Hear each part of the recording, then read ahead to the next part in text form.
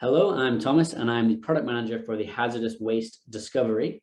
We recently had our first show and tell where we talked about all the work we're going to be doing and the ways that we're going to be pushing the work, and how we are a kind of super team between Centre for Digital Public Services and Natural Resource Wales, with subject matter expertise and digital expertise all together in one super team.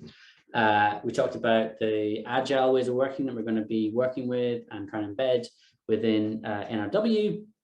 Going through the agile delivery phases, so discovery, alpha, beta, live, and how we're going to be working towards the digital service standards for Wales, which, if my editing skills are good enough, will be right here, right now. We also talked about how we're taking a user-centered approach.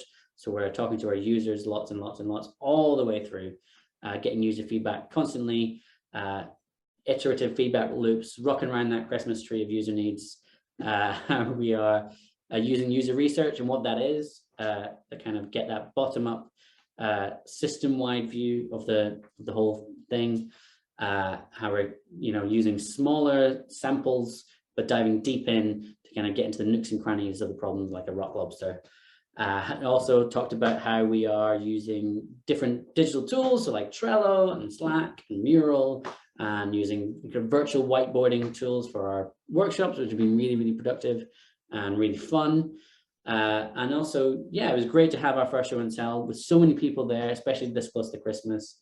And we got some great questions as well, which gave us some good food for thought about how to approach the next couple of weeks of our discovery. And that's the best thing about show and tells for me. It's not just us telling you what's going on, but you get to ask questions of us and get to kind of get us to change our minds, and we learn from it. So it's really great to have that back and forth.